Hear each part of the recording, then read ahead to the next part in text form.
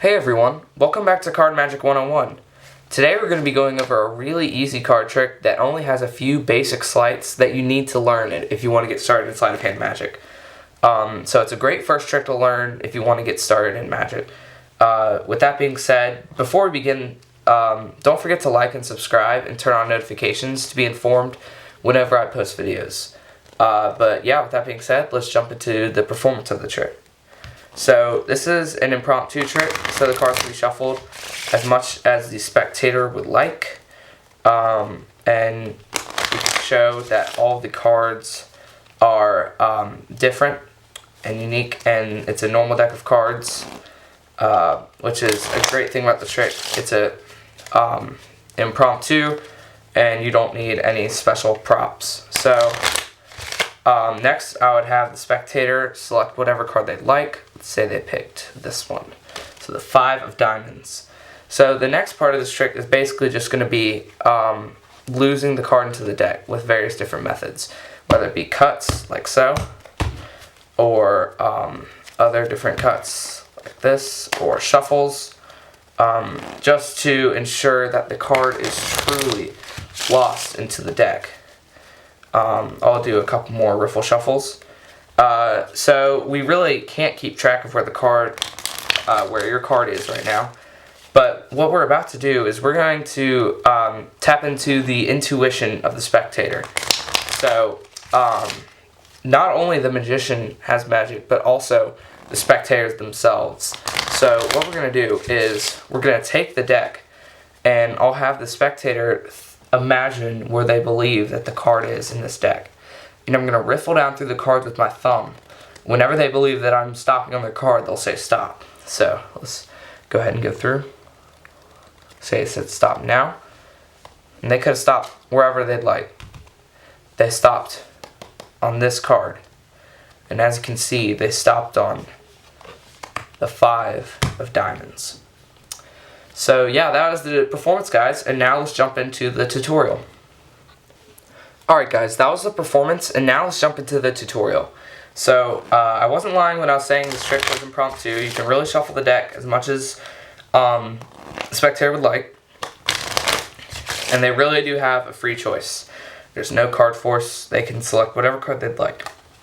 So let's say they pick the Queen of Diamonds. Now in the trick, I looked at the card as well, but you don't have to do that. But I felt that that was helpful for the trick for me to know what the card was for explaining. So what you're going to do next is you're going to control the card to the top.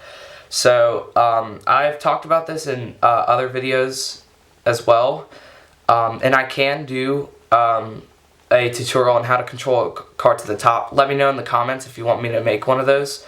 But basically what you're going to do, this is probably the most beginner way to control a card to the top, is you're going to insert the card in the back, and as you push the card in, you're going to push down as well, and as you can see, that makes that natural break.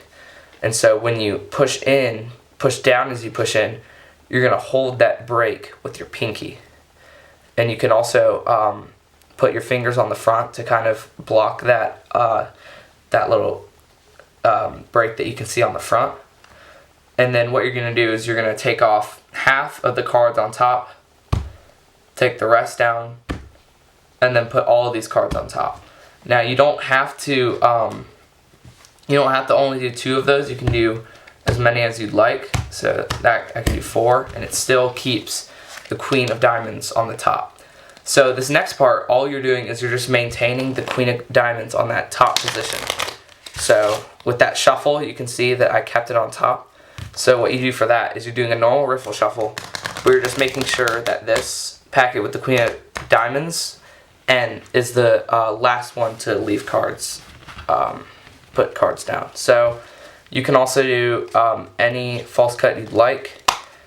Ones I did was one that I learned from Alex Pandrea, and another that I've learned from Rise Magic. You can check both of them out. They're great YouTubers. I love watching their videos. But now what you're going to do is, the last move is called a slip force. And I talked about this in a recent video as well. If you want me to make a specific tutorial on this, you can let me know in the comments as well. So what you're doing is you have their card on top, and you're going to hold the cards in mechanic's grip, and then you're going to riffle down with your thumb and try to get as close to when they say stop as possible, so they don't think that you're forcing. So let's say they said stop here. So you're going to hold that position, pick up the cards with your right hand like this, get your fingers to touch this part of the top card, and as you pull out, you're holding on to that card.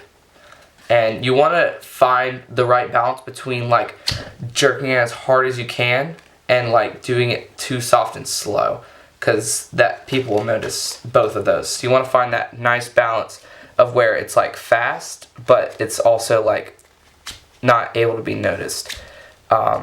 So one thing you can do is what I'm doing right now, where you just have the deck and you're just practicing slipping that card out each time. Now, one thing that makes it a lot more noticeable is if the cards are not completely straight when you're doing the slip. So like if the cards are all super messy when you're doing it, when you do it, they'll see that a new card has been placed.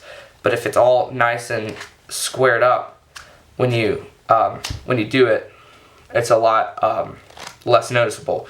And one thing that'll help is if you like square up the card immediately after you slip it, and then the rest is presentation about how they could have stopped wherever they like. They stopped on the Queen of Diamonds. So yeah, that's the trick, guys. I hope you liked it. If you did, then make sure to like and subscribe and turn on notifications to be informed every time that I post.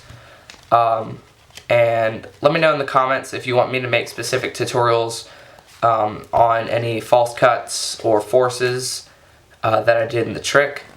And yeah, that's all I got. Thanks for watching, and I'll see you in the next one.